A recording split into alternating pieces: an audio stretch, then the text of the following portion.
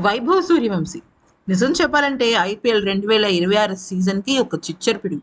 రాజస్థాన్ జట్టు అంటే ఒక పక్కన యశస్వి, ఇంకొక పక్కన వైభవ్, వీళ్ళిద్దరూ కలిసి మూడవ ఆటగాడికి అవకాశం ఇవ్వకుండా సిక్స్ల వర్షం కురిపిస్తున్నారు.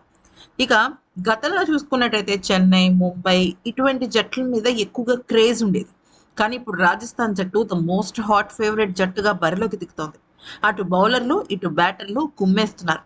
ఇక ఈ నేపథ్యంలో ముంబై జట్టు సీనియర్ ఆటగాడు, ఆ జట్టు మాజీ కెప్టెన్ అయిన మన రోహిత్ శర్మ హిట్ మ్యాన్ మాట్లాడుతూ ఏమన్నానంటే, ఆ అబ్బాయి షార్ట్స్ చూసి నాకు పిచ్చెక్కింది.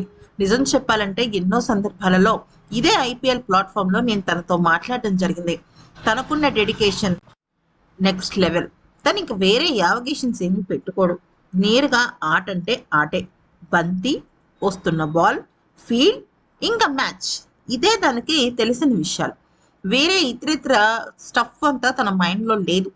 తను కేవలం తనకి సంబంధించిన మెంటర్స్, కోచెస్, అలాగే తనకు సంబంధించిన సీనియర్స్, ఇలా వీళ్ళు మాట్లాడితే వాళ్ళిచ్చిన ఇన్పుట్స్ని తను తీసుకుని తూచా తప్పకుండా పాటిస్తున్నాడు. ఇదే తనకి చాలా పెద్ద అడ్వాంటేజ్. ఎప్పుడైతే ఆటగాళ్ళకి సెల్ఫ్ అనాలిసిస్ వస్తుందో అప్పుడు కొన్ని సందర్భాల్లో తడబడ్డం జరుగుతుంది. కానీ వైభవ్కి ఆ బాధ లేదు. తను ఎంతో బెరుకులేని ఆటగాడు. తను భవిష్యత్తులో ఎంత గొప్ప ఆటగాడు అవుతాడనేది నేను మాటల్లో చెప్పలేను. ఇక ముంబై జట్టు విషయాల్లోకి వచ్చినట్టయితే ఈ అబ్బాయిని తొందరగా అవుట్ చేయడం కోసం మేము చాలా ప్రణాళికలే వేశాం.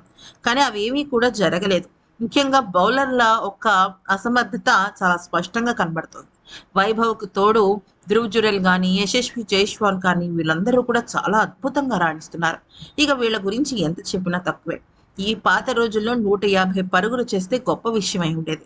ఇప్పుడు 250 పరుగులు కూడా చాలా ఈజీగా చేసేయాల్సిన అవసరం ఏర్పడుతుంది. అంటే దాని అర్థం ఏంటి అంటే బౌలర్లు ఎంత స్ట్రాంగ్గా ఉంటే ఆట అంత తొందరగా గెలవగలం అనే విషయాన్ని మనం అర్థం చేసుకోవాలి అంటూ బౌలర్లకి ఇండైరెక్ట్ వార్నింగ్ ఇచ్చాడు.